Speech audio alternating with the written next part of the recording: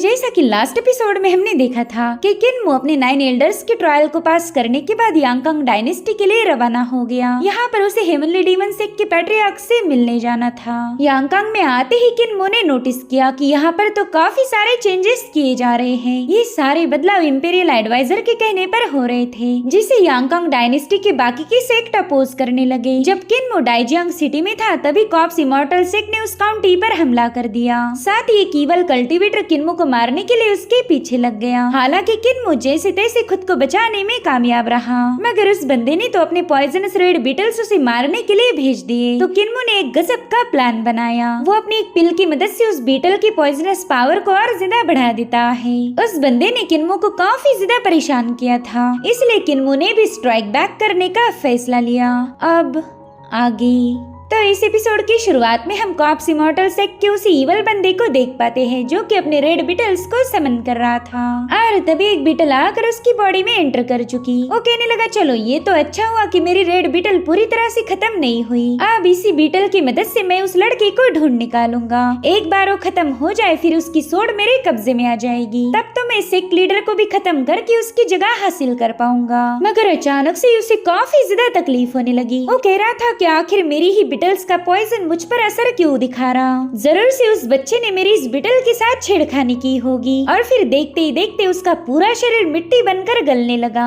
किन्मो से बता रहा था कि मैंने बड़ी ही चालाकी से अपना बनाया हुआ पॉइजन तुम्हारे बीटल में डाल दिया है, चलो अब भाड़ में जाओ। और होता भी बिल्कुल वैसे ही। वो बंदा एल्डर माँ ने वहाँ पर समन की हुई कॉफिन में गिर जाता है, जहाँ पर उसकी बड़ी भयानक तरीके से मौत हो गई। तो किन्मो वहाँ आकर उस पर लीड लगा देता है। वो कह रहा था कि ये कॉफिन तो मुझे जानी पहचानी लग रही। उसे कोई आइडिया नहीं थी कि ये कॉफिन ग्रैंडपा माँ अपने साथ लाए थे। तब किन्मो उस पर आग लगाते हुए कहने लगा कि यहाँ पर मैंने ग्रैंडपा मास्क का तरीका अपनाया। उन्होंने मुझे सिखाया था कि अगर तुम दुश्मन को हरा ना पाओ तो सिर्फ उन्हें पॉइजन दे दो। वाह क्या गजब की सलाह थी। जिस पर हुलिंग भी अपनी मुंडी हिलाते हुए हाँ बोलने लगी। अब किन्मो जंगल से बाहर आते ही कैरेज उसके सामने आकर रुक जाती है। तो किन्मो तुरंत ही उन्हें युआन चुयो ने दिया हुआ ट्रैवलिंग टोकन शो करने लगा, जिसे देखो बंदा कह रहा था कि शायद तुम लीजाओ प्रीफेक्चर के मिस युआन के कैंडिडेट हो, तो प्लीज ऑन बोर्ड हो जाए। तो किन्मो भी तुरंत ही उस मैसिव कैरेज पर चला गया, जहाँ पर कल्टीवेटर के लिए ट्रेनिंग एरिया बनाया गया था। साथ ही साथ इस कैरेज में एक लाइब्रेरी भी बनाई गई थी, जहाँ पर कल्टीवेटर्स पढ़ाई कर सके। तो अब वहाँ पर एंटर करते ही किन्मो ने अपना नाम बता दिया। कुछ लोग कहने लगे कि कहीं ये बंदा किन फैमिली का यंग मास्टर तो नहीं है, मगर एक दूसरा बंदा कह रहा था कि सरनेम सेम होने से कुछ नहीं होता। ये बंदा लीजाओ प्रीफेक्चर के ट्रैवलिंग टोकन का यूज कर रहा है। इससे क्लियरली पता चलता कि ये नोबल फैमिली का सदस्य नहीं है। उतने में वे योंग नाम का बंदा उन्हें डांटने लगा। वो कह रहा था कि स्कॉलर का कोई टाइटल नहीं होता, उसकी तो काबिलियत से ही उसे पहचाना जाना चाहिए। साथ ही वे योंग किन्मो से काफी अच्छे से बात कर रहा था। वो किन्मो को बताता है कि इंपीरियल एकेडमी में जल्दी ट्रायल ली जाने वाली है, तो कई सारे सेक्ट्स और नोबल फैमिली के बंदे इसमें पार्टिसिपेट करेंगे और मैं भी उसी ट्रायल में पार्टिसिपेट करने जा रहा हूँ। इंपीरियल एकेडमी का स्टूडेंट बनना तो मेरा ड्रीम था।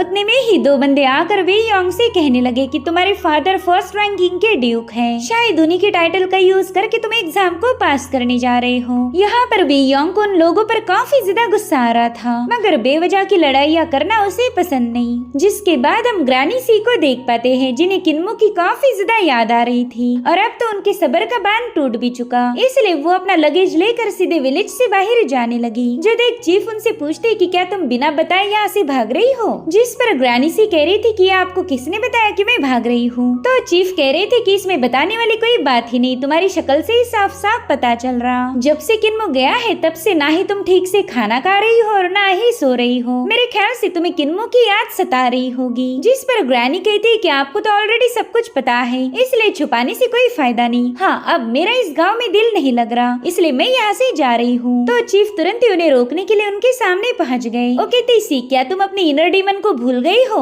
अगर तुम यहाँ से चली गई तो बताओ फिर उस इनर डीमन को सप्रेस करने में तुम्हारी मदद कौन करेगा? जो सुनते साथ ही ग्रैनी को मनहूस रात याद आई, जब उसने अपनी शादी की पहली रात ही अपने हस्बैंड का कत्ल किया था। उस बंदे का नाम था टियान सिंह और वो डिमोनिक पाथ का एक्सपर्ट था। उसने मरने से पहले अपनी प्रिमोर्डियल स्पिरिट को एक डिमोनिक सीड में बदलकर उसे ग्रैनी सी के डाउइस्ट हार्ट में प्लांट कर दिया। वो बस सही मौके के इंतजार में है ताकि ग्रैनी सी की बॉडी पर कब्जा कर पाए। तो अब ग्रैनी सी चीफ को गुस्से में कहने लगी लगी कि वो कभी मेरी बॉडी पर कब्जा नहीं करेगा। जिस पर ग्रैंडपा मास्क कह रहे थे कि तुम्हें ऐसा लगता है कि वो तुमसे प्यार करता था, इसलिए वो तुम्हारे साथ ऐसा नहीं करेगा, मगर वो तुम्हारी आत्मा से नहीं बल्कि तुम्हारी बॉडी से प्यार करता था। बस एक बार वो तुम्हारी बॉडी में खुद को रिबॉर्न कर ले, तब वो खुद से जितना चाहे उतना प्यार कर सकता है। तुम दोनों भी एक दूसरे की इनर डीमंस हो। एक बार उसे तुम्हारी बॉडी मिल जाए फिर तुम उसकी इनर डीमन बनोगी और वो तुम्हें चैलेंज करके खुद को स्ट्रांग बनाना चाहता है ताकि वो असेंड हो पाए। जिस पर ग्रैनी सी कहने लगी कि मैं इस विलेज में 40 सालों से भी ज्यादा वक्त बिता चुकी हूँ, लेकिन अभी तक अपने इनर डीमन को क्लियर नहीं कर पाई, तो बताओ फिर यहाँ रुकने का क्या फायदा।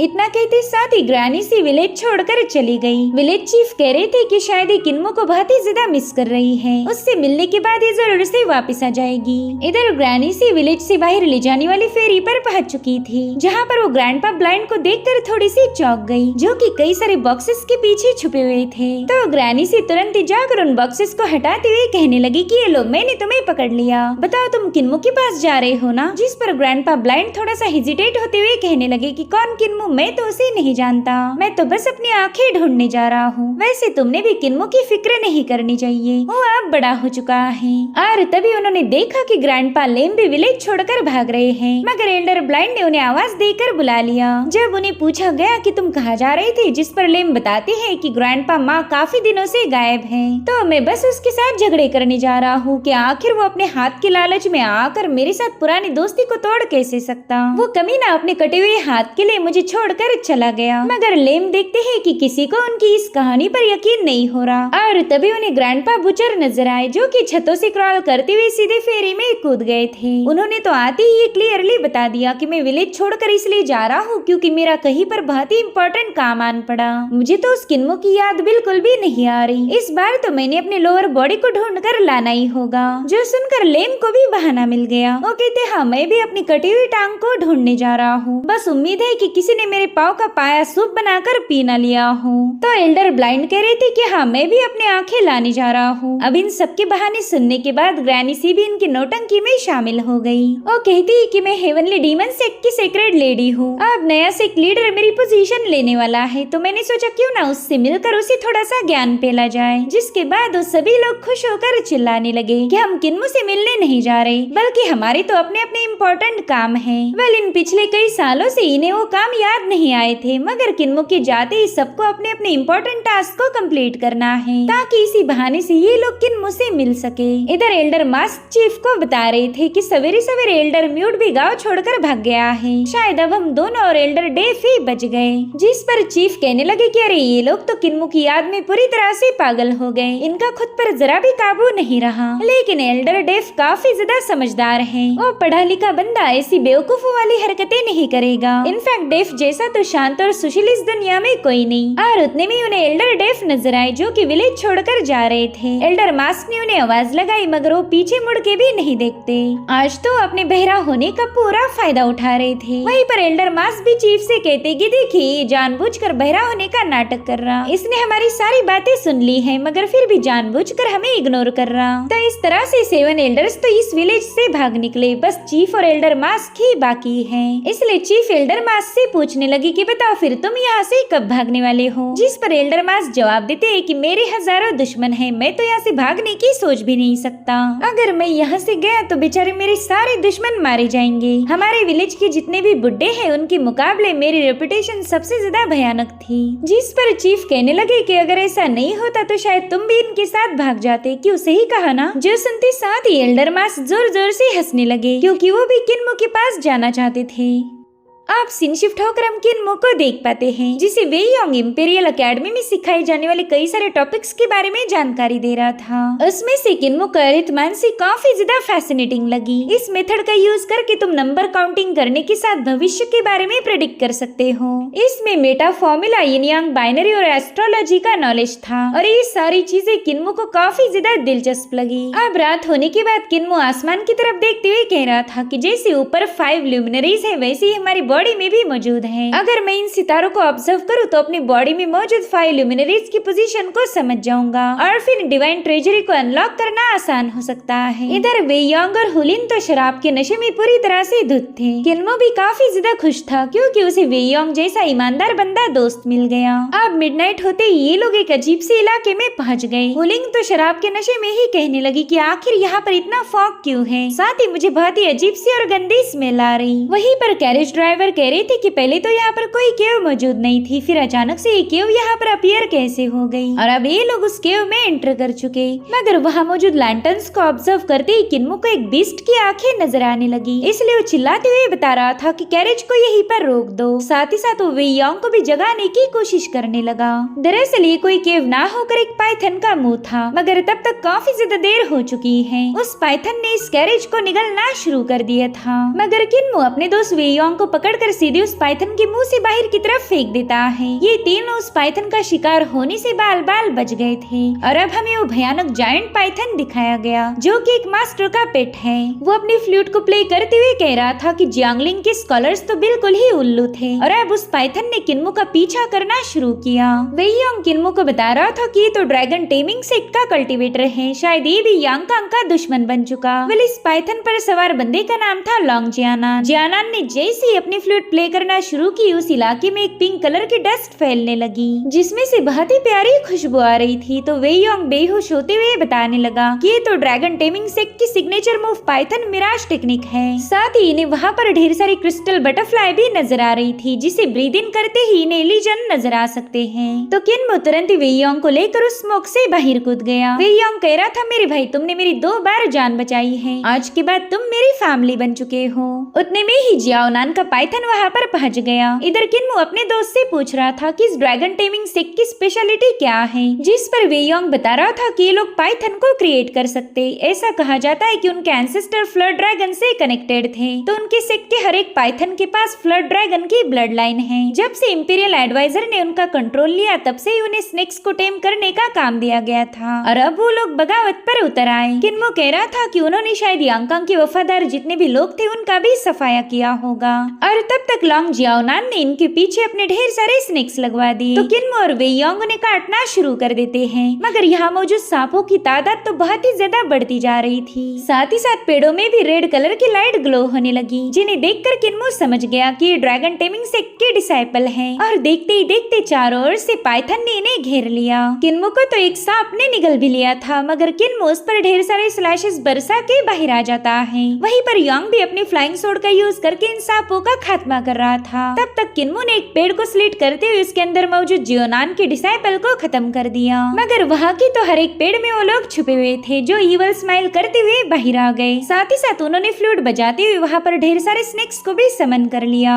जो देख किन्मो योंग से कह रहा था कि अब हमें मिलकर इन्हें खत्म करना होगा। इतना ही नहीं, किन्मो ने हुलिंग को वहाँ से दूर फेंक दिया ताकि वो सेफ रह पाए और अब यहाँ पर हमें बहुत ही खतरनाक किलिंग स्प्रे दिखाई गई। किन्मो ब्रूटली उन्हें मारता जा रहा था, साथ ही साथ उसने कई बार योंग की जान बचाई। तब तक हुलिंग आसमान की सैर करके वापस किन्मो के पास आ चुकी थी। साथ ही ड्रैगन टेमिंग सेक्ट के डिसाइपल ने चारों ओर से घेर लिया। किन्मो को समझ नहीं आ रहा था कि सिर्फ वो दोनों बंदे इतने सारे लोगों का मुकाबला कैसे करेंगे, मगर उतने में वहाँ पर यांगकांग की आर्मी पहुँच जाती है। वेल इसे व्हाइट टाइगर आर्मी कहा जाता था। उन्होंने तीरों की बारिश करते हुए जियाओनान के डिसाइपल्स का खात्मा करना शुरू कर दिया। वेल इस आर्मी को जनरल युआन लीड कर रहा था, जो कि युआन चुयू का भाई है। ये वही बंदी थी जिसने किन्मो को ट्रैवलिंग टोकन दिया है। वो बंदा तुरंत ही किन्मो से पूछने लगा कि क्या आप मेरी सिस्टर को जानते हो, जिस पर किन्मो बता रहा था कि कॉप्स इमॉर्टल सेक्ट के लोग मुझे मारना चाहते थे, मगर उस दिन आपकी सिस्टर युआन चुयू ने ही मेरी जान बचाई। जिस पर वो बंदा कहने लगा कि अब तुम लोग बेफिक्र होकर कैपिटल चले जाओ, अगर कभी कोई मुसीबत खड़ी हो तो बस मुझे एक पैगाम भेज देना।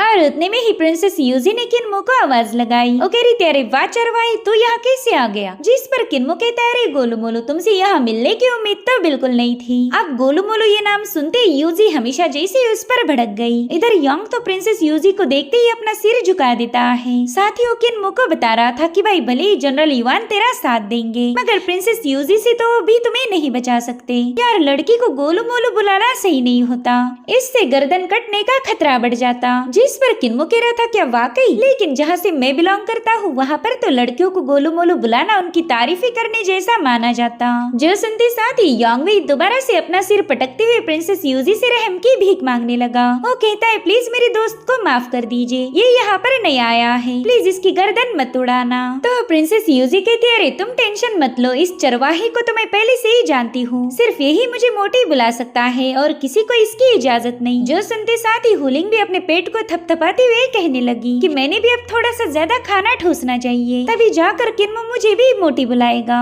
इधर योंग तो ये जानकर हैरान था कि किन्मो और प्रिंसेस यूजी दोस्त हैं। वो सोच रहा था कि किन्मो व्हाइट टाइगर आर्मी के जनरल इवान और उनकी सिस्टर को भी जानता है और अब तो सेवंथ प्रिंसेस भी उसकी दोस्त निकली। इसका वेपन टॉप रैंकिंग और कॉस्ट्यूम भी कमाल का है, मगर फिर भी सेवंथ प्रिंसेस ने इसे चरवाहा बुलाया। आखिर ये बंदा है कौन यार? और अब किन्मो व्हाइट टाइगर आर्मी के साथ कैपिटल की तरफ रवाना हो गया। ये जगह 9 ड्रैगन के हेड से घिरी हुई थी, जिसके चलते इसे city of 9 dragon guards the capital भी कहा जाता है। तो किन्मो अपने हेवनली आईज ओपन करके उन ड्रैगन्स को चेक करने लगा। वो देखता है कि वाकई इन माउंटेन्स के अंदर एक बहुत ही विशाल आर्मी छुपी हुई थी। किन्मो प्रिंसेस को बता रहा था कि कॉप्स इमॉर्टल सेक्ट का मास्टर कह रहा था कि इंपीरियल एडवाइजर एम्परर को कठपुतली बनाकर यहाँ पर हुकूमत करना चाहता है। और अब तो ड्रैगन टेमिंग सेक्ट ने भी बगावत शुरू कर दी, जिस पर यूजी कहने लगी कि वो लोग बस इंपीरियल एडवाइजर को निशाना बनाना चाहते हैं, क्योंकि उन्होंने हर एक सेक्ट के फाउंडेशन को ही हिला के रख दिया। पहले यांगकांग में कोई स्कॉलर्स नहीं थे, बहुत ही कम लोग पढ़ लिख सकते थे। साथ ही साथ मार्शल आर्ट के मैनुअल भी सेक्ट ने अपने कब्जे में ले लिए। इतना ही नहीं, सुप्रीम स्किल्स को भी उन्होंने सीक्रेट रखा ताकि सिर्फ उनके डिसाइपल्स इन स्किल्स का अभ्यास कर पाए। मगर हमारे इंपीरियल एडवाइजर ने ये सारी शक्ल्स ब्रेक कर दी। उन्होंने इन सेक्ट को डिस्ट्रॉय करते हुए उन्हीं खंडरों पर यांगकांग अकेडमी को प्रस्थापित किया,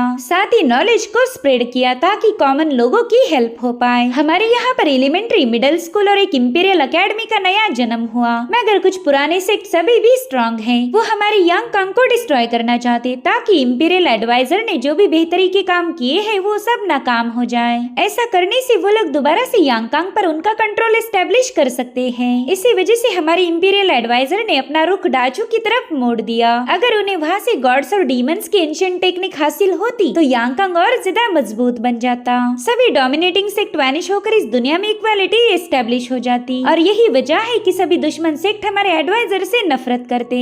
उन्होंने तो डिवाइन ओरेकल को बनाना शुरू किया, जिसमें मार्शल वर्ड के नियमों को लिखा गया है। उनके हिसाब से एडवाइजर डिवाइन ओरेकल को फॉलो नहीं करते, इसलिए ग्रेट डाचू से वापसी के वक्त उन्हें असैसिनेट करने की कोशिश की गई, मगर अभी तक हमने हार नहीं मानी। हमारे यांगकांग की सोड को हमारे वॉरियर्स के खून पसीने से फोर्ज किया है, और यही सोड यांगकांग के मसलों को हल करेगी। अभी तक एडवाइजर ने इस सोड को बाहर पुल नहीं किया, मगर ऐसा हुआ तो फिर यहाँ पर एक बहुत ही भयानक जंग की शुरुआत होगी। ये सुनकर किन्मो कह रहा था कि शायद इसी वजह से सभी सेक्ट एडवाइजर के दुश्मन बन चुके, उन्हें रास्ते से हटाने के बाद ही उन्हें शांति मिलेगी। जिस पर यूजी कह रही थी हाँ बिल्कुल, दरअसल जियांगलिंग हमारे इंपीरियल एडवाइजर का होम टाउन है। जिस कैरेज को जियाओनान के पाइथन ने निगल लिया था उसमें जियांगलांग के ही स्कॉलर्स थे। उन बंदों को खत्म करके ड्रैगन टेमिंग सेक्ट ने सिर्फ ये जानने की कोशिश की है कि इंपीरियल एडवाइजर वाकई घायल है या वो सिर्फ नाटक कर रहे। अगर एडवाइजर ने उन पर पलटवार किया तो वो लोग समझ जाएंगे कि एडवाइजर बिल्कुल भी घायल नहीं, और अगर एडवाइजर खामोश रहे तो दुश्मन इसका फायदा उठाएंगे। वो हम पर फुल पावर का यूज करके हल्ला बोल सकते। जो सुनकर वेयोंग कहने लगा कि ये ड्रैगन टेमिंग सेक्ट वाकई काफी ज्यादा ब्रूटल है, बस एक बार इंपीरियल एडवाइजर हील हो जाए फिर वो उनसे जरूर से रिवेंज लेंगे। उतने में किन्मो उनसे पूछने लगा कि क्या तुम्हें वाकई ऐसा लगता है कि एडवाइजर इंजर्ड होंगे? अगर मुझसे पूछो तो मुझे ऐसा बिल्कुल नहीं लगता। मेरे ख्याल से वो बस इंजर्ड होने का नाटक कर रहे हैं ताकि यांगकांग में जितने भी उनके दुश्मन है वो अपने बिल से बाहर जाए, और फिर इंपीरियल एडवाइजर एक ही झटके में उन सभी का सफाया कर देंगे। जो सुनकर तो यूजी काफी ज्यादा हैरान हो गई। वो कहती कि लगभग 20 अलग अलग सिटीज पर हमले हो चुके, न जाने कितने ही सारे सेक्ट सिटीज का कंट्रोल अपने हाथ में ले रहे, हजारों सिविलियंस मारे जा रहे। तो बताओ इंपीरियल एडवाइजर ऐसी तबाही कैसे होने दे सकते? जिस पर किन्मो कह रहा था कि उन्हें ये सब करना जरूरी है, तभी जाकर तो रेबल्स खुल के उनके सामने आएंगे। उन्होंने ग्रेट डाचू में हार का सामना किया, जिसके बाद वो घायल भी हो गई, यानी कि उनकी रेपुटेशन और स्ट्रेंथ पर गहरी चोट लगी है। ऐसा मौका वो हाथ से नहीं जाने दे सकते। उन्होंने ये सब कुछ सोच समझकर प्लान किया था और वो तब तक कोई एक्शन नहीं लेंगे जब तक कि उनका हर एक आखिरी दुश्मन उनके सामने ना आ जाए, चाहे फिर इसमें मासूम लोग मारे ही क्यों ना जाए। वो अपने इस ग्रेट प्लान को एग्जीक्यूट जरूर करेंगे ताकि अगली बार कोई उनके खिलाफ जाने की जरूरत न कर पाए। अब सीन शिफ्ट होकर हम जियाओनान को देख पाते हैं, जो कि एक बंदे को बता रहा था कि आज हमारे ड्रैगन टेमिंग सेक्ट ने जियांगलिंग के कई सारे स्कॉलर्स और सिपाहियों का खात्मा किया, मगर इंपीरियल एडवाइजर ने अभी तक कोई एक्शन नहीं लिया। इससे ये बात साबित होती है कि उन तीनों ओल्ड मॉन्स्टर्स ने उसे बुरी तरह से घायल कर दिया था। मुबारक हो, हमारा सबसे बड़ा खतरा वो एडवाइजर जल्दी रास्ते से हटने वाला है। जिस पर वो बंदा कहने लगा कि एडवाइजर काफी ज्यादा ताकतवर और शातिर है, हमने इतनी जल्दी बेफिक्र नहीं होना चाहिए। वैसे साउथ बॉर्डर की क्या खबर है? जिस पर जियाओनान बताने लगा कि कॉप्स इमॉर्टल सेक्ट ने लिजाओ प्रीफेक्चर पर हमला किया था, मगर वो लोग लिजाओ को हराने में फेल हो गए। हालांकि डाइजियांग सिटी पर दूसरे सेक्ट ने कब्जा कर लिया। हमारे साथ जितने भी सेक्ट जुड़े हैं उन्होंने कुल मिलाकर 20 सिटीज पर कब्जा कर लिया है,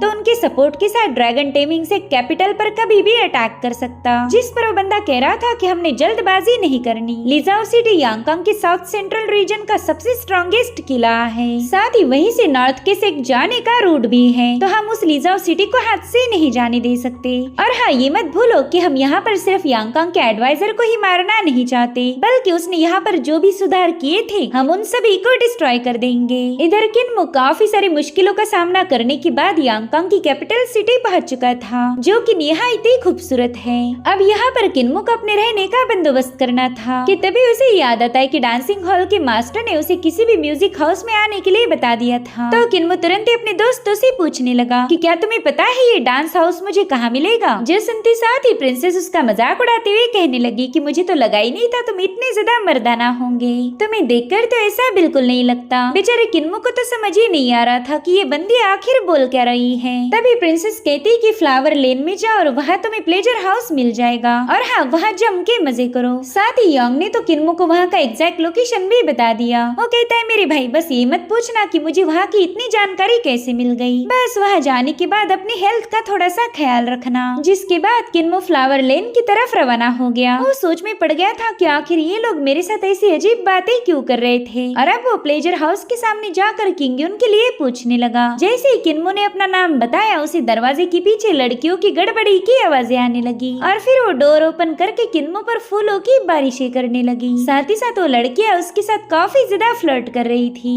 और उतने में डांस हॉल की मास्टर किंगयुन वहाँ पर पहुँच गयी, जिसने आते ही उन लड़कियों को वहाँ से भगा दिया था। जिसके बाद वो किन्मो को लेकर अपने कमरे में पहुँच गयी। किन्मो किंगयुन से कह रहा था कि मिस मेरे यहाँ आने की खबर पैट्रियार्क को भिजवा दीजिए, मगर किन्मो ने नोटिस किया कि ये बंदी भी उसके साथ फ्लर्ट करने लगी है। हालांकि हुलिंग उस पर भड़क गई। वो कह रही थी कि खबरदार जो मेरे दोस्त की इज्जत पर झपट्टा मारा। तो उसे देखते ही किंगयुन तुरंत ही किन्मो से दूर हट गई। साथ ही साथ वो किन्मो को बता रही थी कि आपको खुद ही पैट्रियार्क से मिलने जाना होगा। तो किन्मो से पैट्रियार्क का एड्रेस पूछने लगा, जिस पर किंगयुन कह रही थी कि आपको इंपीरियल एकेडमी जाना होगा। अब ये सुनकर किन्मो भी थोड़ा सा कंफ्यूज हो गया। वो कहता है कि वहाँ पर तो सिर्फ स्कॉलर्स ही जा सकते हैं, और आखिर हमारे पैट्रियार्क वहाँ क्यों गए होंगे? जिस पर किंगयुन उसे बताने लगी कि हमारे पैट्रियार्क की एक और पहचान है। दरअसल वो यांगकांग डायनेस्टी के ग्रैंड प्रिसेप्टर की पोजीशन को संभाल रहे, और उनका काम है इंपीरियल एकेडमी पर नजर रखना। वहाँ का हर एक जीनियस पैट्रियार्क का स्टूडेंट है। जिस पर किन्मो कह रहा था कि ये तो बड़ी ही डिफिकल्ट पोजीशन है, आखिर यांगकांग ने हमारे डीमन सेक्ट के पैट्रियार्क पर ट्रस्ट कैसे कर लिया? प्रैक्टिकली देखा जाए तो हमारा सेक्ट इस यांगकांग नेशन का दुश्मन होना चाहिए। तो किंगयुन उसे बताने लगी कि हमारे पैट्रियार्क हमेशा से ही नॉर्मल लोगों के बीच रहते आए। फॉर्मर एम्परर के टाइम पर ही वो काफी ज्यादा फेमस थे, किसी को उनकी असलियत पता नहीं, उन्हें तो बस एक ग्रेट मास्टर समझा जाता। एक बार यांगकांग के इंपीरियल एडवाइजर ने भी उनसे गाइडेंस लिया था, और वो उनकी टीचिंग से काफी ज्यादा इम्प्रेस हो गया। फिर जब उसने एकेडमी को प्रस्थापित किया तब उसने खुद होकर पैट्रियार्क से सिक्लूजन से बाहर आने की रिक्वेस्ट की। एडवाइजर ने ही हमारे पैट्रियार्क को ग्रैंड प्रिसेप्टर की पोजीशन संभालने की गुजारिश की थी। किसी को नहीं पता कि वो हेवनली डीमन सेक्ट के पैट्रियार्क है। तो किन्मो उससे पूछने लगा, बताओ फिर मैं उस एकेडमी में एंटर कैसे कर पाऊंगा? जिस पर किंगयुन जवाब देती है कि वहाँ जाने का बस एक ही तरीका होगा, अब आपको इंपीरियल एकेडमी का डिसाइपल बनना पड़ेगा, ताकि आप वहाँ रह के उनके साथ वक्त बिता पाओ। इधर पैट्रियार्क के वफादार साथी उन्हें बताते हैं कि इंपीरियल एकेडमी में तो 5 ल्यूमिनरीज रेल्म वाले बंदे को ही बड़ी मुश्किल हॉस्पिटल से एडमिशन मिलती और हमारे यंग सेक लीडर किन्मो तो अभी भी स्पिरिट एम्ब्रियो रेल्म पर है। कहीं ऐसा न हो जाए कि उन्हें एडमिशन का मौका ही ना मिले। जिस पर पैट्रियार्क कहते हैं कि अभी भी एग्जामिनेशन में 3 दिन बाकी है। किन्मो के पास 3 दिनों का वक्त है और मुझे पूरा यकीन है कि किन्मो इन 3 दिनों में ही 5 ल्यूमिनरीज रेल्म पर पहुंच जाएगा। इधर किन्मो ने देखा कि प्लेजर हाउस में आने के बाद सबसे ज्यादा प्लेजर के मजे तो हुलिंग ले रही थी। यहाँ पर किन्मो अपना वक्त बिल्कुल भी जाया नहीं करना चाहता था, तो वो सितारों को नोटिस करने लगा। वो कह रहा था कि यहाँ पर 5 स्टार्स है, जिसमें से मार्स पर पाया जाता है फायर एलिमेंट, मर्क्यूरी में है वाटर एलिमेंट, वहीं पर वीनस में है मेटल एलिमेंट, तो वुड एलिमेंट जुपिटर के फॉरेस्ट से बिलोंग करता और वहीं पर अर्थ एलिमेंट सैटर्न से पैदा हुआ। तो इस तरह से किन्मो ने 5 बेसिक ल्यूमिनरीज को पहचान लिया था और उतने में उसे म्यूजिक सुनाई देता है, जिसमें किंगयुन ने 5 टोन्स का ब्लेंड बनाया हुआ था। किन्मो तो उसकी इस मिस्टिकल आर्ट से काफी ज्यादा प्रभावित हुआ। वो सोचता है कि अगर वो भी इस आर्ट को मास्टर कर ले तो वो अपने डेटिस, डीमन और बुद्धा इन तीनों टोन्स को एक साथ मिला सकता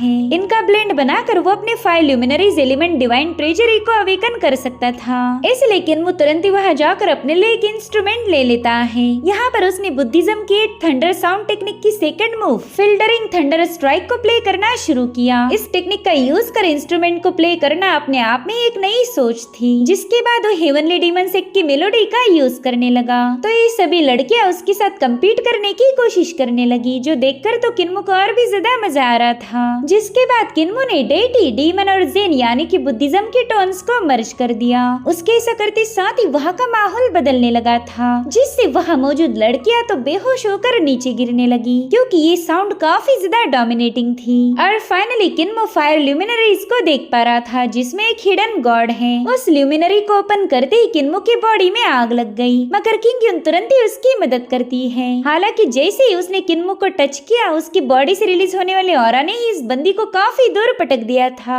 अब यहाँ पर किन्मो अपनी ब्रीदिंग को रेगुलेट करना चाहता था, तो उसने कुछ हर्ब्स के नाम लिख कर दे दिए, जो कि इस प्रोसेस में उसकी हेल्प करेंगे। साथ ही वो किंगयुन से कहने लगा कि आपकी ब्रीदिंग तो बिल्कुल भी स्टेबल नहीं। तो किंगयुन उससे पूछते ही, यंग मास्टर आपको ये बात कैसे पता चली? जिस पर किन्मो भी फनी अंदाज में बताने लगा कि अभी थोड़ी देर पहले मैंने तुम्हें जो उड़ा दिया था ना, तभी मुझे पता चला। खैर ये लो, मैंने उसका भी प्रिस्क्रिप्शन लिख दिया है। इससे आपकी एनर्जी का फ्लो सही होकर ब्रीदिंग स्टेबल हो जाएगी। मगर ये बंदी तो किन्मो को छूने का मौका ही नहीं छोड़ना चाहती। उसके हाथों को टच करते हुए उस पर्ची को कलेक्ट कर चुकी। अब उसके वहाँ से जाते ही बाकी की सभी लड़कियां किन्मो से अपना चेकअप करवा रही थी, जो देखकर तो हुलिंग को काफी ज्यादा जेलसी फील होने लगी। तब तक किंगयुन भी मेडिसिनल हर्ब लेकर वहाँ पर पहुँच चुकी थी। वो कहती है कि मैं जरा सी दूर क्या हो गई, तुम लोगों ने तो यंग मास्टर को परेशान करना शुरू कर दिया।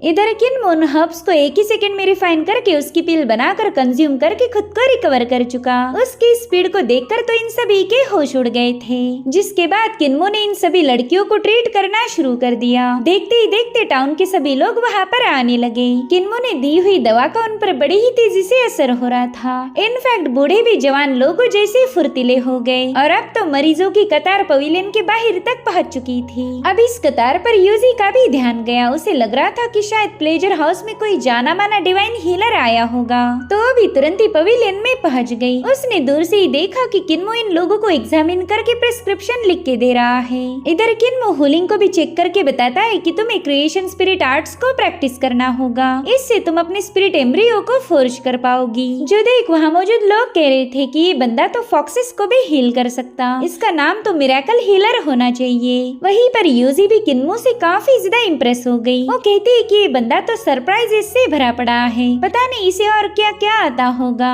और उतने में एक एल्डर वहाँ पर पहुँच गया। वली इसे हीलर शाओ के नाम से जाना जाता था। वो गुस्से में किन्मो से कह रहा था कि तुम तो अपनी छोटी मोटी स्किल्स दिखाकर बेवजह ही शो ऑफ कर रहे हो। साथ ही तुम्हारी सजेस्ट की हुई मेडिसिन भी काफी ज्यादा सस्ती है। इतनी सस्ती दवाइयाँ भला कैसे हीलिंग कर पाएगी? जिस पर किन्मो कहता है कि फ्लावर लेन में रहने वाली लड़कियाँ गरीब फैमिली से बिलोंग करती है, तो उन्हें एक्सपेंसिव मेडिसिन देने का क्या फायदा, वो तो कभी उन्हें परचेस ही नहीं कर पाएगी। जो सुनकर वो मास्टर कहता है चलो बताओ मुझे कौन सी बीमारी है। तो किन्मो उसे बिना चेक किए ही कह रहा था कि आपकी बीमारी तो काफी ज्यादा सीरियस है। जो सुनते साथ ही मास्टर जोर जोर से हंस रहा था। वो सबको बताने लगा कि ये लड़का तो एक बहुत बड़ा फ्रॉड है, तुम लोग इस पर बिल्कुल भी यकीन मत करो। तभी किन्मो कहता है कि आप एक फार्मासिस्ट हो, आपकी बॉडी से ढेर सारे मेडिसिन का स्मेल आ रहा। आपने कई साल इसी फील्ड में काम किया, मगर आपकी मेडिसिन की आर्ट ज्यादा रिफाइंड नहीं है, जिस जिसके चलते कुछ पॉइजनस मेडिसिन को आप ठीक से हैंडल नहीं कर पाए और अब आपकी बॉडी ढेर सारे टॉक्सिन्स का घर बन चुकी। इनफैक्ट मैं तो ये कहूँगा कि आपकी इस बीमारी का कोई इलाज नहीं। तो हीलर शाओ गुस्से में किन्मो से पूछ रहा था कि फिर चल बता मेरे पास कितना टाइम बचा है, जिस पर किन्मो कह रहा था कि अगर आप अपने गुस्से को काबू में रखो तो शायद आप 2-4 साल टिक पाओगे, मगर गुस्सा आया तो टॉक्सिन सीधे आपके दिल पर अटैक करेगा, फिर शायद आपके पास होंगे 10 दिन।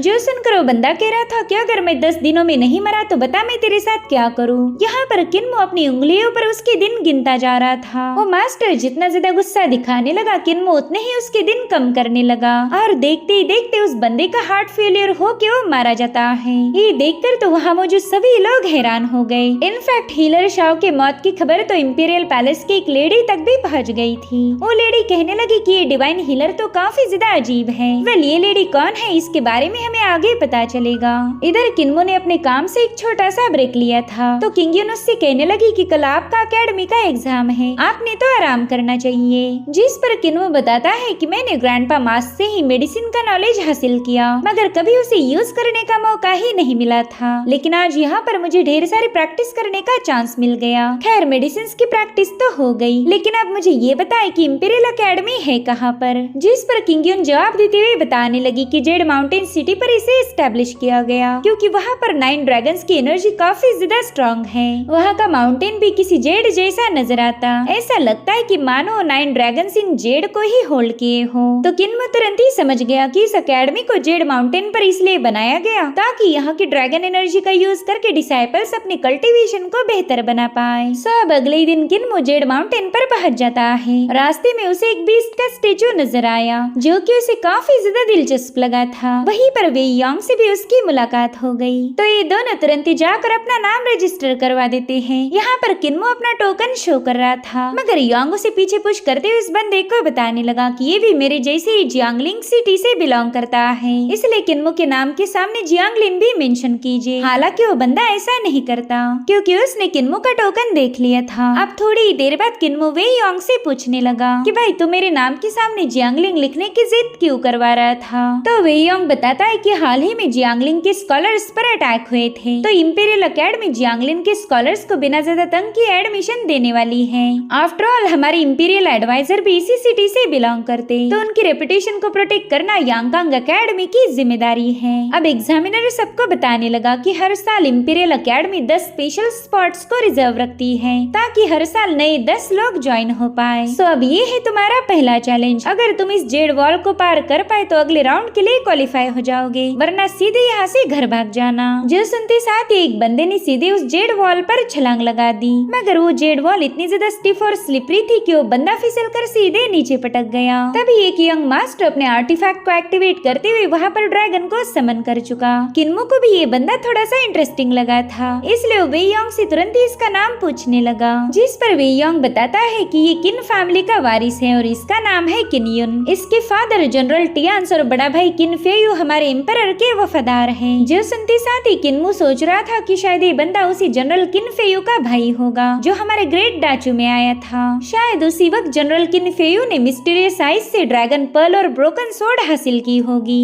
उतने में वे योंग उससे कहता है मेरे भाई तुम दोनों का सरनेम बिल्कुल सेम है, इसलिए कई सारे लोगों को ये लगेगा कि तुम दोनों एक ही फैमिली से बिलोंग करते हो। इधर कई सारे डिसाइपल्स उस जेड वॉल से फिसलकर एलिमिनेट होते जा रहे थे तो वे योंग अपनी तलवारों को क्लिफ पर मौजूद पेड़ पर फंसाकर स्ट्रिंग की मदद से ऊपर जाने लगा। वो तो किन्मो को भी अपने साथ कैरी करके ले जाने वाला था मगर किन्मो ने इसके लिए मना कर दिया। वो कह रहा था मेरी फिक्र मत करो, मेरे पास तो अपना एक जुगाड़ है। जिसके बाद वो सीधे जंप लगाते हुए इस जेड वॉल में अपनी ब्लेड घुसा चुका, जो देखकर ही सभी लोग हैरान थे क्योंकि जेड वॉल को पियर्स करना आसान काम बिल्कुल नहीं था। और फिर किन्मो वे योंग से भी पहले क्लिफ पर पहुंच गया। किन्मो के एबिलिटीज को देखकर उस एग्जामिनर ने उसके सामने एक कमेंट लिखी जिसमें बताया गया था कि किन्मो एक स्किल्ड फाइटर है। तब तक एक और बंदी फ्लाई करते हुए जेड वॉल पर पहुंच गई। इसकी पहचान के बारे में फिलहाल तो हमें बताया नहीं गया। उतने में ही किन्मो से कहने लगा कि तुम्हारी ब्लेड टेक्निक तो कमाल की है, बताओ ये किस सेक्ट से बिलोंग करती। जिस पर किन्मो कहता है कि ये टेक्निक किसी सेक्ट की नहीं बल्कि ये तो मेरे ग्रैंडपा बुचर की है, इसे कहा जाता है एपिक स्लेइंग ब्लेड टेक्निक। और अब किन्मो उसकी सोड को घूरने लगा। जो देखो बंदा कहता है कि शायद किन्मो को मेरी तलवार काफी ज्यादा पसंद आई, क्या तुम्हें द वे ऑफ सोड का नॉलेज है। जिस पर किन्मो कह रहा था कि मुझे ऐसा फील हो रहा कि ये तलवार मैंने कहीं पर देखी है। हालांकि किन्योन कहता है कि ना, ये तो पॉसिबल ही नहीं, क्योंकि ये स्वॉर्ड बहुत ही मिस्टीरियस जगह से बिलोंग करती थी। पिछले 200 सालों में किसी ने भी इस तलवार की ग्लोरी को विटनेस नहीं किया। और उतने में एक मास्टर वहाँ पर पहुँच गए। वो इन सभी कैंडिडेट्स को बताते हैं कि जल्दी से 10-10 के ग्रुप में बट जाओ, तुम्हें इन डेटीज के फैंटम के साथ मुकाबला करना होगा। हर एक ग्रुप में जब एक आखिरी पर्सन बचेगा तभी ये ट्रायल खत्म होगी और हर एक ग्रुप का आखिरी बंदा ही आगे की ट्रायल में जा पाएगा। अब यहाँ पर किन्मो के दिमाग में एक आइडिया आ गई और साथ ही चेहरे पर एक ईवल स्माइल, जिसके बाद ये लोग अलग अलग ग्रुप में बांटे गए। किन्मो तो उस मास्टर की पावर्स देखकर ही हैरान था। वो सोचता है कि ये डाओइस्ट अपनी वाइटल एनर्जी से डेटिस के फॉर्म को भी क्रिएट कर पा रहा, साथ ही साथ उसे इन 9 स्कॉलर्स को भी हैंडल करना पड़ेगा। जरूर से मास्टर सेलेस्टियल रेल्म का कल्टीवेटर होगा। और अब ट्रायल की शुरुआत हो गई। किन्मो देखता है कि उसके ग्रुप के सभी लोग डेटिस के साथ भिड़ चुके हैं। वो चारों ओर से उस पर हमला कर रहे थे, तो डेटिस ने भी उन पर तलवारें बरसाना शुरू कर दी। और तभी किन्मो भी अचानक से उन स्कॉलर्स पर ही अटैक करने लगा। वो 1 बाय 1 अपने ही साथियों को नीचे गिरा रहा था, जो देखकर तो उस मास्टर के भी होश उड़ गए। जिसके बाद किन्मो ने अपने 9 थंडर ड्रैगन्स को समन करते हुए उन सभी स्कॉलर्स को डायस से नीचे गिराकर एलिमिनेट कर दिया। अब वो अकेला ही डायस पर था, जिसके चलते वो विनर बन गया। इधर वो डेटी भी उस पर अटैक नहीं कर पाएगा। किन्मो उससे कहता है कि अगर 10 में से 1 बच जाए तो वो विनर होगा। जो सुनते साथ ही वो डेटी मास्टर की तरफ कंफ्यूज होकर देखने लगा। इधर वो मास्टर सोचता है कि बाकी के लोग टीम अप होकर डेटिस के साथ फाइट कर रहे हैं, मगर इस बंदे ने बड़े ही आसान तरीके से अपने साथियों को एलिमिनेट करवा कर खुद विनर बन गया। ये बंदा तो हद से ज्यादा टेढ़ा निकला, इसलिए उन्होंने किन्मो के सामने रिमार्क लिखा कि ये बंदा काफी ज्यादा ईवल है। अब किन्मो के पास होने की अनाउंसमेंट हो चुकी थी, जो देख बाकी के कल्टीवेटर्स भी किन्मो की स्ट्रेटेजी का यूज करने लगे, जो देखकर तो मास्टर किन्मो पर और भी ज्यादा गुस्सा हो गया और इसी तरह से जो पावरफुल था वो पर्सन विनर बन गया। इधर वो मास्टर तो दुआ कर रहा था कि ईवल बंदा हमारे अगले राउंड को पास ही ना कर पाए, वरना ये तो यहाँ का माहौल ही खराब कर देगा। अब अगले राउंड में इन लोगों की स्टेट ऑफ माइंड को चेक किया जाने लगा। वहाँ गूंजने वाले मंत्रास की वजह से ढेर सारे डिसाइपल्स बेहोश हो गए। हालांकि किन्मो बिल्कुल शांत था, तो मास्टर किन्मो के रिमार्क्स पढ़ने लगा। वो कहता है कि यहाँ पर लिखा है कि ये बंदा हद से ज्यादा ईवल है, मगर ये तो काफी देर से मेरी चैंटिंग को झेल पा रहा, ये तो बिल्कुल भी ईवल नहीं हो सकता।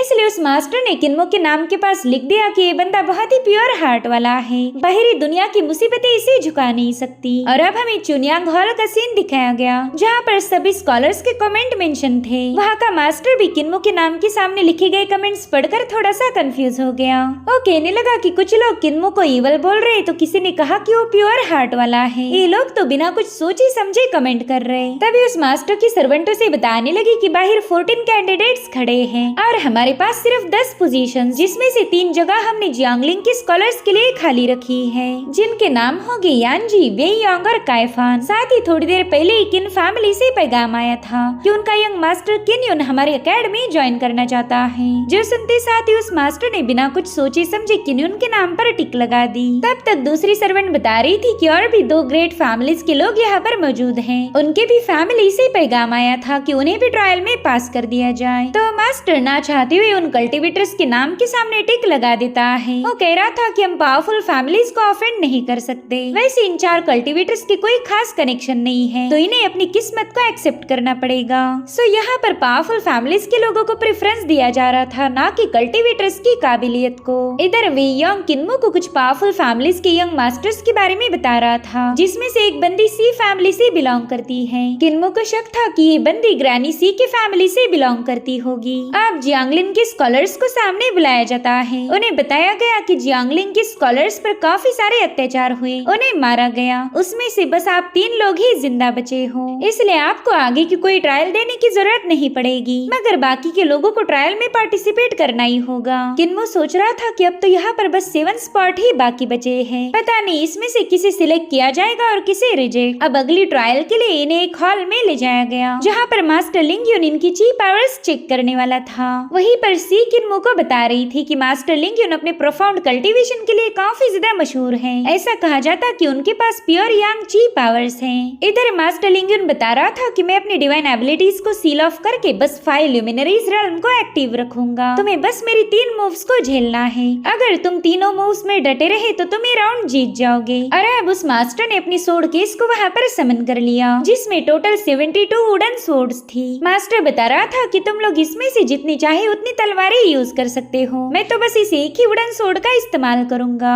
यहाँ पर किन्मो ने नोटिस किया कि इस बंदे की वाइटल एनर्जी में गजब की पावर्स हैं। सो अगर मुझे मुकाबला जीतना है तो सिर्फ वाइटल एनर्जी पर डिपेंड रह के नहीं चलेगा, मेरे पास कोई बढ़िया सी सोर्ड टेक्निक होनी चाहिए, तभी जाकर यहाँ बात बनेगी। अब पहले मुकाबले के लिए डिंगशान नाम के बंदे ने ढेर सारी सोर्ड्स का यूज करते हुए मास्टर लिंगयुन पर हमला कर दिया, लेकिन वो मास्टर उन सभी सोर्ड्स को कंट्रोल करते हुए बड़ी ही तेजी से उस बंदे पर अटैक कर उसे पहले ही मूव में एलिमिनेट कर चुका। उसके बाद के बंदे ने भी सेम टेक्निक का यूज किया था। किन्मो सोचता है कि ये टेक्निक है तो गजब की, मगर एक बार सामने वाले ने तुम्हारी मूव्स को पहचान लिया फिर तुम जीत नहीं सकते। अब अगला नंबर किन्युन का था। मास्टर उससे कह रहा था कि भले ही तुम किन फैमिली के यंग मास्टर हो, मगर मैं तुम पर कोई रहम नहीं दिखाऊंगा। तो किन्युन कहने लगा कि इस मुकाबले के लिए मैं मेरी पर्सनल सोर्ड का यूज करना चाहता हूँ। तो मास्टर लिंगयुन ने उसे भी परमिशन दे दी। अब जैसे ही किन्युन ने अपनी सोर्ड रिलीज की, किन्मो उसके 9 ड्रैगन्स की पावर को देख पा रहा था, यानी कि इस बंदे ने ट्रू ड्रैगन सोर्ड टेक्निक को मास्टर किया है। तो किन्मो तुरंत ही समझ गया कि ये बंदा तो कमांडर किनफेयू का छोटा भाई है, उसी ने योंग रिवर की ड्रैगन सोर्ड लाकर इसे दी होगी। इधर किन्युन ने जब उस मास्टर पर अटैक किए तब वो मास्टर अपने पावर्स को रोक रहा था, जिसके चलते किन्युन ने मुकाबला आराम से जीत गया। मगर ये बात किन्मो की समझ आ चुकी थी और दिल ही दिल में कहने लगा कि ये बंदा तो बस मास्टर लिंगयुन की वजह से ही जीत पाया, क्योंकि पहले 2 बंदों के सामने तो मास्टर ने अपनी ची रिफाइनमेंट की फुल स्ट्रेंथ का यूज किया था, और जब किन्युन की बारी आई तब इसने अपने पावर्स को पीछे होल्ड करके रखा। ये तो पूरी तरह से अनफेयर है। और अब बारी आती है किन्मो की। मास्टर कह रहा था कि तुम्हारा सिर्फ लास्ट नेम किन है, मगर अफसोस कि तुम किन फैमिली के मेंबर नहीं हो, जिस पर किन्मो कह रहा था कि नाम से तो कोई फर्क नहीं पड़ना चाहिए। खैर मैं आपकी सभी 72 सोर्ड्स का यूज करना चाहता हूँ, जिस पर वो मास्टर कहता है तुम यूज तो कर सकते हो, मगर इतनी सारी सोर्ड्स को हैंडल करना काफी ज्यादा टफ होगा। बेवजह खुद को इतना पुश क्यों कर रहे हो? तुमने तो अभी ची थ्रेडिंग सोर्ड टेक्निक भी मास्टर नहीं की, पता नहीं तुम कितनी देर मेरे सामने टिक पाओगे। जो सुनते साथ ही बाकी के स्कॉलर्स किन्मो का मजाक उड़ाने लगे, और उतने में किन्मो ने अपनी सोर्ड से उस मास्टर पर हमला कर दिया, जिसे वो मास्टर अपनी सोर्ड से रोक रहा था। तब तक किन्मो बाकी की सभी सोर्ड्स को भी पुल कर लेता है, और अब उसने अपनी सभी सोर्ड्स मेन सोर्ड के पीछे सेटअप कर दी, जो देखकर ही मास्टर लिंगयुन के तो होश ही उड़ गए। वो सोच में पड़ गया कि इस बच्चे के पास ऐसी भयानक वाइटल एनर्जी कहाँ से आई। इनफैक्ट वो मास्टर किन्मो की फोर्स की वजह से पीछे खिसकना शुरू हो गया। तब तक किन्मो की सोर्ड उस मास्टर की तलवार को चीरकर उसमें पियर्स होने के लिए रेडी थी, और उतने में वो मास्टर इन तलवारों की एनर्जी से सीधे हॉल तोड़कर पीछे की तरफ ढकेला गया। मगर किन्मो की तलवारों ने अभी तक उसका पीछा नहीं छोड़ा था। वो बंदा ऐसे ही 4-5 दीवारें तोड़ते हुए पीछे पुश हो रहा था, और वहीं पर किन्मो की सभी सोर्ड्स उस पर अपना डोमिनेंस साबित करते हुए इसे बुरी तरह से खदेड़ रही थी, जिसके चलते फाइनली किन्मो की सोर्ड उसके सीने में घुस जाती है, और उसने अपना काम करते ही बाकी की सारी तलवारें बेजान होकर नीचे गिर गई। उतने में मास्टर लिंगयुन ने देखा कि वो तो घसीटते हुए किसी हॉल में पहुंच चुका है, जहाँ पर कई सारे मास्टर्स और सिपाही थे। दरअसल किन्मो ने इस बंदे को सीधे एम्परर के मेन हॉल में पहुंचा दिया था, जहाँ पर हम पैट्रियार्क प्रिंसेस यूजी और उसके फादर यानी कि एम्परर को देख पाते हैं।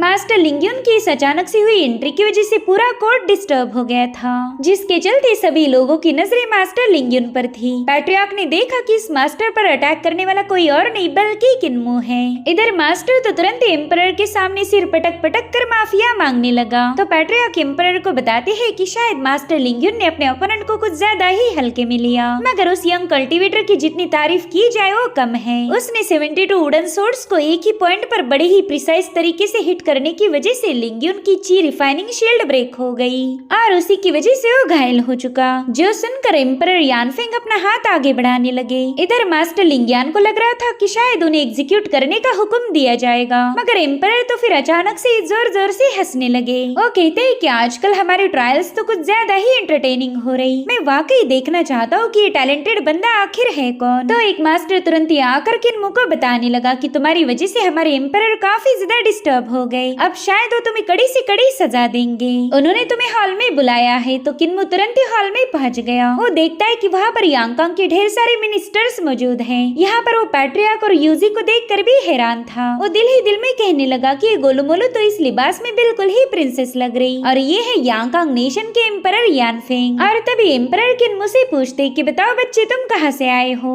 जिस पर एक दूसरा बंदा कहने लगा कि स्कॉलर का नाम है किन्मो और इसके पास लिजाओ प्रीफेक्चर का ट्रैवलिंग पास है। वहीं पर एल्डर गुलिन बताने वाला था कि किन्मो कहाँ से बिलोंग करता चुका है। मगर उससे पहले किन्मो ने खुद ही बता दिया कि मैं ग्रेट डाचू से यहाँ आया हूँ। ग्रेट डाचू का नाम सुनते ही इन सभी लोगों के होश उड़ गए। कमांडर किन्फ्यू बताने लगा कि एम्परर, ये बंदा सिर्फ डाचू का आउटकास्ट ही नहीं बल्कि ये हेवनली डीमन सेक्ट के साथ क्लोजली कनेक्टेड है।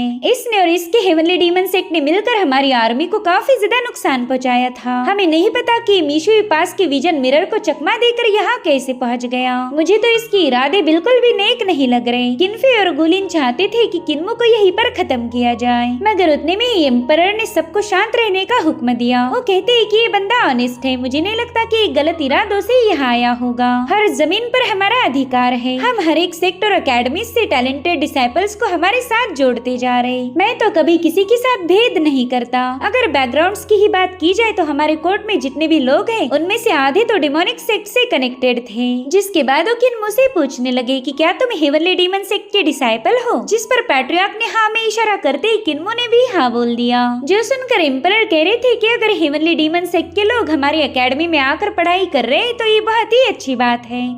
आफ्टर ऑल वो सेक्ट भी मेरे ही अंडर आता, वो लोग भी हमारा ही हिस्सा है। मगर फिर भी जनरल किन्फ्यू चाहते हैं कि मैं अपने ही लोगों को खत्म करूं। अगर मैं ऐसे ही करता गया तो आगे चलकर कोई हम पर भरोसा नहीं करेगा। तो किन्फ्यू तुरंत ही खुद के बचाव में बताने लगा कि हमारे एकेडमी में ग्रेट फैमिलीज के मेंबर्स पढ़ने आते और ये बंदा तो ग्रेट डाचू का बस मामूली सा आउटकास्ट है। जिस पर एम्परर कहते हैं कि देवताओं ने ग्रेट डाचू को अकेला छोड़ दिया, उन्हें अबैंडन किया, मगर मैं वैसा नहीं करूँगा। भले ही देवता मॉर्टल्स पर गिव अप करे, लेकिन मैं ऐसा नहीं करूँगा। चाहे तुम लोगों का ओरिजिन कुछ भी क्यों ना हो, मेरे रेल्म में एंटर करते ही तुम लोग मेरे अपने बन चुके हो। मैं आउटकास्ट जैसे कठोर शब्दों का तिरस्कार करता हूँ। किन्मो तो ये सब सुनकर ही हैरान था, इसलिए वो पूरे दिल से रिस्पेक्ट के साथ उनके सामने अपना सिर झुका देता है। तभी एक मिनिस्टर सामने आकर बताने लगा कि यांगकांग के कई सारे सेक्ट हमारे खिलाफ हो गए। उनके हिसाब से हमने डिवाइन ओरेकल का अपमान करके ग्रेट डाचू में एंटर किया था। मुझे डर है कि कहीं वो लोग हम पर अटैक न कर दे। जो सुनते साथ ही एम्परर कहने लगा कि जो भी सेक्ट हमारे खिलाफ बगावत पर उतर जाए वो हमेशा यही कहते हैं कि वो हमारे इंपीरियल एडवाइजर को टारगेट कर रहे हैं, मगर असल में तो उनका निशाना मैं हूँ। वो लोग मेरे खिलाफ है, वो चाहते हैं कि मैं साइड में हट जाऊँ और फिर वो लोग खुद ही मेरे तख्त पर कब्जा कर लेंगे, मगर ऐसा कभी नहीं होगा। पास्ट में हमारी यांगकांग डायनेस्टी बस दूसरे मेजर सेक्ट के हाथ का खिलौना थी। यहाँ का एम्परर कौन बनेगा इसका डिसीजन भी ये सेक्ट ही लिया करते थे। उन्होंने हमारे यांगकांग को पूरी तरह से कमजोर बना दिया,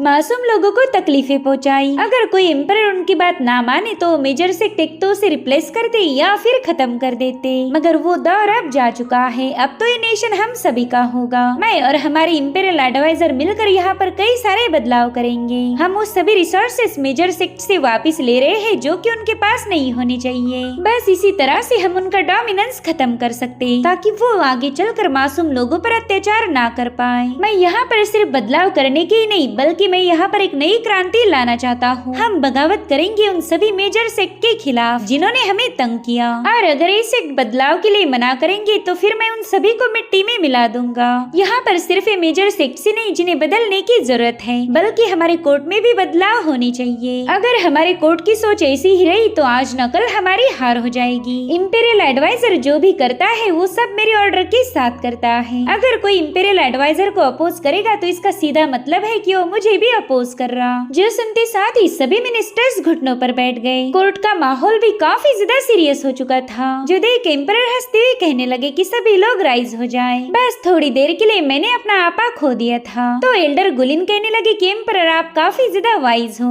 मगर मैं तो बस इस बंदे को लेकर थोड़ा सा परेशान हूँ। इसने हमारे विजन मिरर को क्रॉस करके यांगकांग में एंट्री ली है, इसकी सजा तो इसे मिलनी ही चाहिए। तभी प्रिंसेस यूजी एम्परर को बताने लगी कि किन्मो फ्लावर लेन में मिराकल हिलर के नाम से फेमस है। उसने हमारे कैपिटल के न जाने कितने सारे लोगों की जानें बचाई। जो सुनते ही एम्परर कहने लगे कि मिराकल हिलर के बारे में तो मैंने भी काफी सुना था। ऐसा कहा जा रहा कि उसने किसी का स्टेटस नहीं देखा, बस उन लोगों का इलाज किया, और वो भी बड़ी ही सस्ती दवाइयों के साथ। किन्मो तो इतनी यंग एज में ही इतना ज्यादा टैलेंटेड है, हमें ऐसे ही बंदे की जरूरत थी। तो यूजी कहने लगी कि अगर किन्मो ने बॉर्डर क्रॉस करी है तो उसने हमारे मासूम सिटीजन्स को भी बचा लिया। तो क्या आप उसे माफ कर देंगे? जिस पर एम्परर कहने लगे कि किन्मो को पनिशमेंट नहीं बल्कि रिवॉर्ड मिलना चाहिए। इसलिए उन्होंने किन्मो को सीधे इंपीरियल प्रोटेजी के टाइटल से नवाजा, जो सुनकर ही सभी लोग हैरान थे। इंपीरियल प्रोटेजी यानी कि एक ऐसा बंदा जिसे एम्परर का सपोर्ट है। तो इस तरह से किन्मो यांगकांग में आते ही यहाँ के एम्परर का स्पेशल बन गया। साथ ही एम्परर ने मास्टर लिंगयुन को लोअर लेवल की पोस्टिंग दे दी, क्योंकि वो नहीं चाहते थे कि यांगकांग में किसी भी तरह का करप्शन हो। मगर किन्मो को पता था कि यहाँ पर वेल्थ, पावर, मिस्टिकल पावर और मैजिकल आर्टिफैक्ट, इसके दम पर ही ग्रेट फैमिलीज डोमिनेट करेगी। बेचारे हार्ड वर्क करने वाले लोग कभी भी इस अकेडमी का हिस्सा नहीं बनेंगे। अगर ऐसा ही चलता रहा तो आगे चलकर यांगकांग नेशन को ग्रेट फैमिलीज कंट्रोल करेगी और कॉमन लोग ऐसे ही स्टक रहेंगे, जिससे यहाँ का करप्शन कभी खत्म नहीं होने वाला और ना ही ये कंट्री स्ट्रॉन्ग बनेगी। एम्परर यानफिंग यहाँ बदलाव तो करना चाहते, मगर क्या वाकई वो यहाँ पर बदलाव कर पाएंगे? पता नहीं पैट्रियार्क ने मुझे यांगकांग अकेडमी ज्वाइन करने क्यों कहा होगा। और उतने में वे योंग की किन्मो से मुलाकात हो गई। वो किन्मो को स्कॉलर्स का रेसिडेंस दिखा रहा था। उसने बताया कि सभी स्पेशल स्कॉलर्स के रहने का बंदोबस्त यहीं पर किया जाता है। मगर तभी कुछ रईस फैमिली की बिगड़ी हुई औलादे वहाँ पर पहुँच गई। वो कह रही थी कि उस आउटकास्ट को तो आज ही एग्जीक्यूट किया जाना चाहिए था, मगर इसके बजाय उसे तो स्कॉलर्स के रेसिडेंस में शिफ्ट किया गया। इससे तो हमारी इज्जत मिट्टी में मिल जाएगी। और अब वो लोग वे योंग और किन्मो से पूछने लगे, बताओ आउटकास्ट कहाँ रहता है? अब उन्हें नहीं पता था कि किन्मो ही वो आउटकास्ट है। तो इसी का फायदा उठाकर किन्मो उनसे कहने लगा कि हाँ मैं जानता हूँ वो कहाँ पर है, चलो मैं आपको उसके पास ले जाता हूँ। और अब किन्मो ने तुरंत ही उनके लिए दरवाजा ओपन कर दिया। साथ ही साथ उन लोगों से ही पूछ रहा था कि क्या इस अकेडमी में डिसाइपल्स को जान से मारना अलाउड है? जिस पर वो बंदा हंसते हुए कहने लगा कि ना मेरे भाई, यहाँ पर बस हम उस आउटकास्ट को सबक सिखाने आए। जो सुनते साथ ही किन्मो तुरंत ही मेन डोर बंद करते हुए कहने लगा कि यार यांगकांग के रूल्स तो बड़े ही बोरिंग हैं। थोड़े से हार्श रूल होते तो मजा ही आ जाता। उसने वे यांग को जानबूझ के ही बाहर रखा था। और अब वो इन डिसाइपल से कहने लगा कि हमारा ग्रेट डाचू बड़ा ही भयानक है। वहाँ कोई तुम्हारे साथ गुस्ताखी करे तो सीधे उसे मौत की सजा मिलेगी। जो सुनते साथ ही वो यंग मास्टर कहने लगा कि इसका मतलब तुम ही हो आउटकास्ट हो। और अब यहाँ पर किन्मो काफी ज्यादा गुस्से में आगे बढ़ता है। वो कह रहा था कि बिल्कुल मैं ही वो आउटकास्ट हूँ जिसे तुम सबक सिखाना चाहते थे। और अब किन्मो ने बड़े ही स्टाइल के साथ उन डिसाइपल्स को कोटना शुरू कर दिया। वे यांग को तो बस उनकी चीखें सुनाई दे रही थी। कभी उसे जेन फॉर्म दिखता, कभी व्हाइट टाइगर तो कभी डिमोनिक फॉर्म। ये सब देख के तो वे यांग की हालत ही खराब हो गई। जो लोग यहाँ से भागना चाहते थे उन्हें भी किन्मो ने वापस अंदर खींच लिया। और अब जबकि सारी चिल्ला पुकार बंद हुई तब वे यांग अंदर आ जाता है। उसने देखा कि वो सभी डिसाइपल्स अलग अलग कोने में पड़े हुए हैं और कुछ पर तो किन्मो खुद ही बैठा हुआ था। तो वे यांग परेशान होकर कहने लगा कि मेरे भाई इस बार तो बुरा फंसेगा। इन सभी कल्टीवेटर्स का हमारे सेक्ट के पावरफुल सीनियर से कनेक्शन है, वो लोग जरूर से इसका बदला लेंगे। मगर किन्मो को इससे कोई फर्क नहीं पड़ता।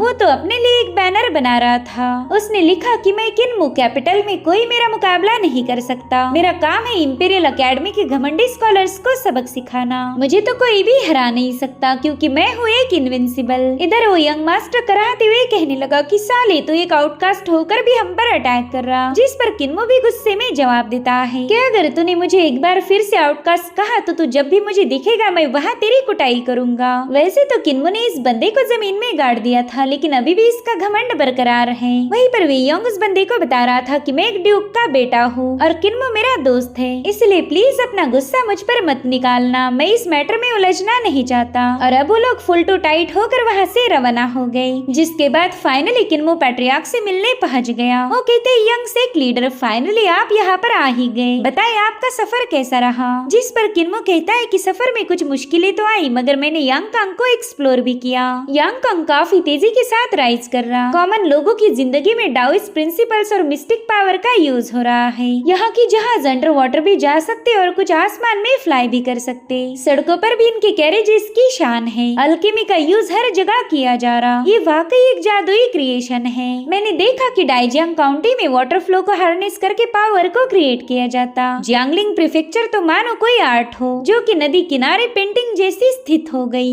और इस कैपिटल की जितनी तारीफें की जाए वो कम होगी। यहाँ का कल्चर और प्रॉस्पेरिटी देखकर तो मैं हैरान ही था। भले ही यांगकांग में फिलहाल जंग का माहौल है मगर ये कुछ समय बाद सेटल होकर यांगकांग और ज्यादा मजबूत होगा। जिस पर पैट्रियार्क कहने लगे कि इसका मतलब ये है कि तुम्हारे हिसाब से कोई भी सेक्ट यांगकांग के खिलाफ जीत नहीं पाएगा। तो किन्मो कह रहा था कि यांगकांग नेशन इस दुनिया का सबसे बड़ा सेक्ट बन चुका है, तो बाकी की सेक्ट इस नेशन के सामने सामने टिक नहीं पाएंगे। पैट्रियार्क कह रही थी कि मैं तुम्हारी बातों से पूरी तरह से सहमत हूँ, मगर अब पूरी दुनिया में क्योस मचा है और हमारे इंपीरियल एडवाइजर भी बुरी तरह से घायल हो गए। यांगकांग नेशन तबाही के कगार पर खड़ा है जो कभी भी गिर सकता। उतने में किनमोन से कहता है, पैट्रियार्क आप मुझे उल्लू नहीं बना सकते। अगर इंपीरियल एडवाइजर इतना ही घायल है तो फिर सिल्क और डाई ब्यूरो मामूली दवाएं ट्रांसपोर्ट क्यों कर रहा होगा। इंपीरियल एडवाइजर सिर्फ अपने दुश्मनों को दिखाना चाहते कि वो काफी ज्यादा कमजोर हो गए, बल्कि असल में तो वो अपने दुश्मनों के लिए जाल बुन रहे। किनमो की इस चालाकी को देखकर पैट्रियार्क भी इम्प्रेस हो गए। वो कहते हैं कि जब एडवाइजर को चोट लगी थी तब मैंने खुद अपनी आंखों से देखा कि उनकी इंजरीज काफी ज्यादा सीरियस हैं। ऐसा कहा जा रहा था कि उन पर कुछ बहुत ही पावरफुल लोगों ने हमला किया। वो तीनों बंदे मेरे ही इरा से बिलोंग करते थे। जिस पर किनमो कहने लगा कि वो घायल तो जरूर हो गए, मगर वो अपने दुश्मन का वार उन्हीं पर यूज करना चाहते हैं। उतने में ही पैट्रियार्क ने उससे एक सवाल पूछा कि बताओ तुम्हारी एडवाइजर के बारे में क्या राय है। जिस पर किनमो कहता है कि वो बंदा एक हीरो है, एक बड़ी सोच वाला रेयर टैलेंटेड जीनियस। अब ये सीन यहीं पर कट होकर हमें ड्रैगन टेमिंग सेक्ट का जियाओ नान दिखाया गया। कोई बंदा उसे बता रहा था कि यांगकांग के एम्परर ने कोर्ट में बहुत बड़ी बड़ी बातें की। वो सभी सेक्ट को जड़ से मिटाना चाहता है।